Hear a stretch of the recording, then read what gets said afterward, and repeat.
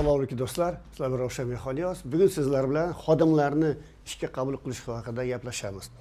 Har bitta kompaniya men aytganimdek struktura bo'ladi. To'g'ri, bu strukturada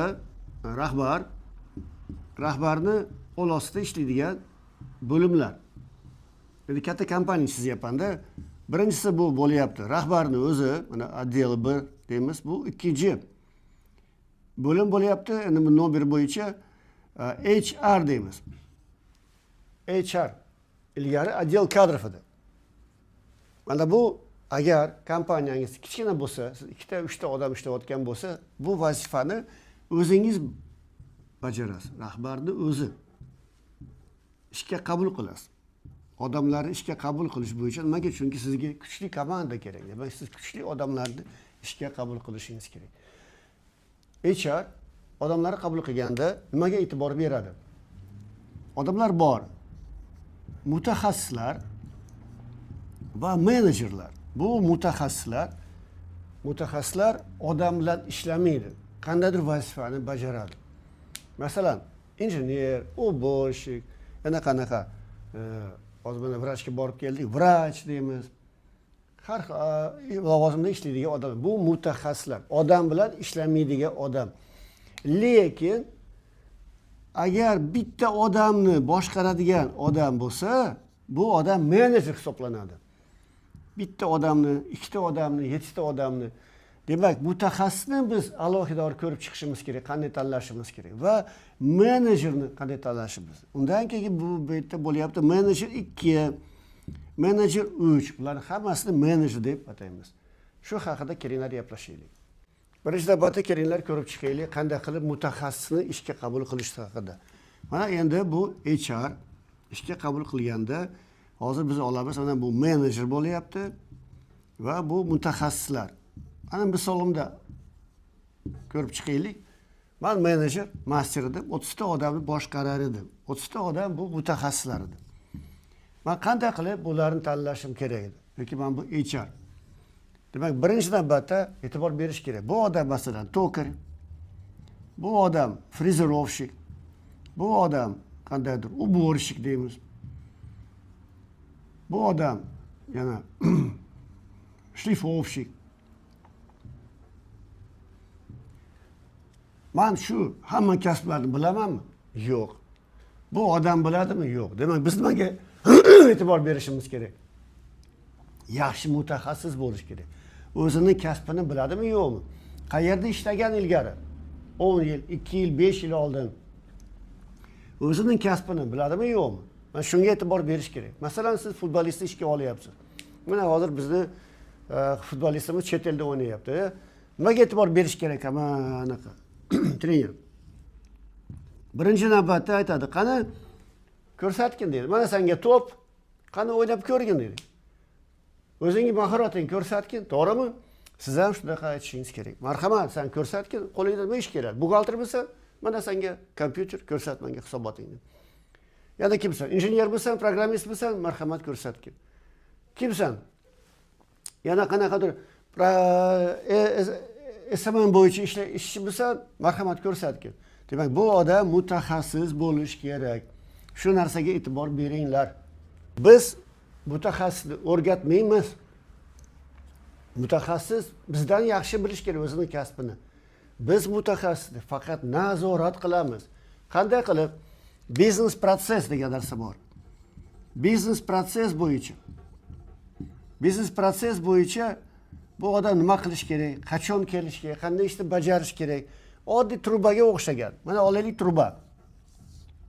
Bu yoqdan suv keladi, bu yoqdan chiqib ketadi. Xuddi shunga o'xshagan. Qadamma-qadam, birinchi qadam nima qilish kerak, ikkinchi qadam, uchinchi qadam trubaga kirgandan keyin qadamma-qadam mana shu biznes proses yozilib chiqishi kerak. Albatta, agar mutaxassis ishga olayotganda savol berishimiz kerak. Seni yaxshi ko'rgan kuning qaysi biri?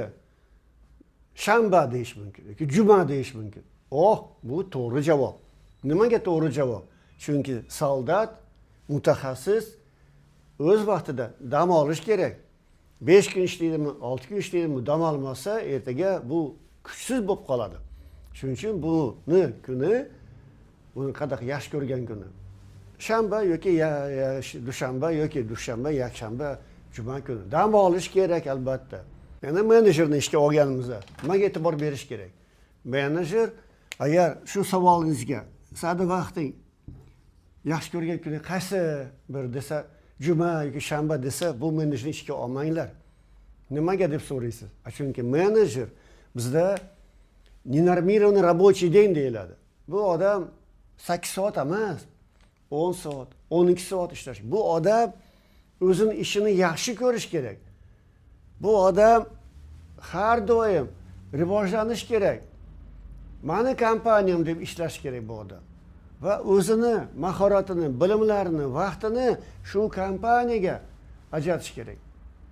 Mani kompaniyam deb ishlash kerak bu odam. Biz menejerni ishga olganimizda nimaga e'tibor berishimiz kerak? Bu odam qobiliyatli bo'lishi kerak.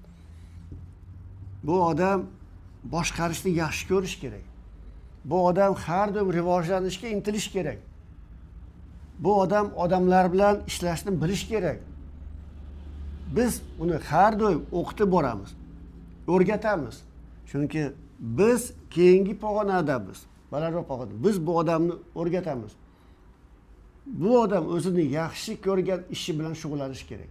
Agar bu o'zini ishini yaxshi ko'rmasa, faqat 8 soat ishlab, tezroq uyga ketaman deydigan bo'lsa, bunaqa odamni ishga olmanglar. Demak, korxonada bor general, M4 deylik, bor polkovnik, bor mayor, bor kapitan, bor leytenant. Bu odam buni o'qitish kerak, bu odam buni o'qitish kerak, bu odam buni o'qitish kerak. Ko'ryapsizlar? Va albatta nimaga e'tibor berish kerak? Tizim bo'lish kerak.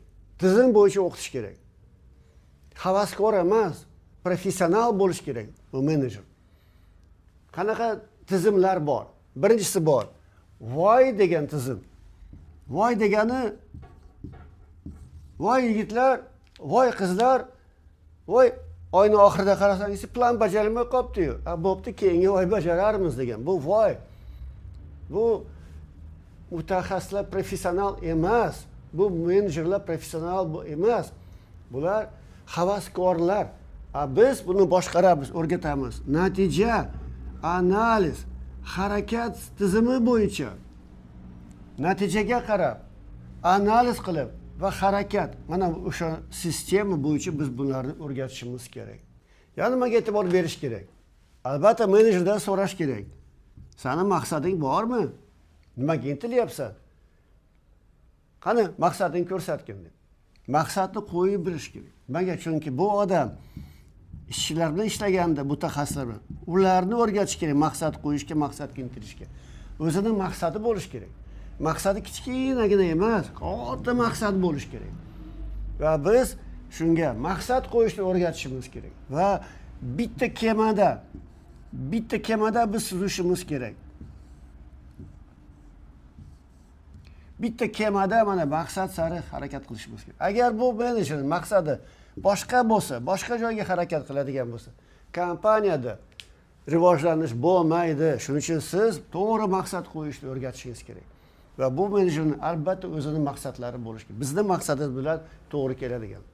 Nimaga e'tibor berish kerak? Bu menejer maqsad qo'yganda albatta e'tibor berish kerak bu nimasiga? Bu yillik maqsad, yarim yillik maqsad, 3 oylik maqsad, 1 oylik maqsad va haftalik maqsad va 1 kunlik maqsad. Mana bu maqsadni albatta bu odam bilish kerak o'zining maqsadini. Nimaga intilyapsan 1 yilda? Qanaqa daromadga ega bo'lasan? Qancha sotuvlar amalga oshirasan? Qancha odamlarni boshqarasan? Yarim yilda, 3 oyda, 1 oyda, 1 kunda va har kuni nazorat qilishingiz kerak. Mana bu odam shunga tayyor bo'lish kerak. Agar qabul qiladigan bo'lsa qoidalarni, bu odam ishga olish kerak. Kompaniyada tadbirkor bor, menejer bor. Biznesning egasi bu tadbirkor. Operatsioniy menejer bor, proyektni menejer bor. Bu haqida yana gaplashamiz. Biz kompaniyaga kimni olishimiz kerak? Mana bu menejerni ishga olganimizda e'tibor berish kerak. Nimaga? Ko'p odamlar mana ishga kiradi deb, bu Ularni miyasida boshqa narsa. Qanday qilib men kompaniya quraman dedi. Qanday qilib kompaniya quraman degan odam bu demak tadbirkor. Tadbirkor. O'zini kompaniyasini qurmoqchi. Mana nechta odam ishlagan bo'lsa, ishga kirardida, birinchi navbatda men ham o'zimni kompaniya ochaman dedi. Olmanglar bunaqa odamni. Nimaga? Kompaniyada bitta odam tadbirkor bo'lish kerak. Bu kim? Bu siz. Bu odamlar tadbirkor bo'lish kerak emas. Bu odamlar menejer bo'lish kerak. Kompaniyada ishlaydigan. Agar buni fikrlash tadbirkor bo'lsa, kompaniyada olish mumkin emas. Demak, kompaniyada bitta tadbirkor bo'ladi. Bu siz. Agar siz ko'proq bilimlarga ega bo'lmoqchi bo'lsangiz, men bu haqida ko'proq o'zimning kurslarimda bilimlarimni beraman. Sizni qiziqtirayotgan bo'lsa, marhamat, bu meni Telegramim yoki qo'ng'iroq qilishinglar mumkin. Telegramda yozishinglar mumkin. Albatta biz siz bilan bog'lanamiz va bepul ekskursiya qildirib sizga maslahatlarimizni beramiz.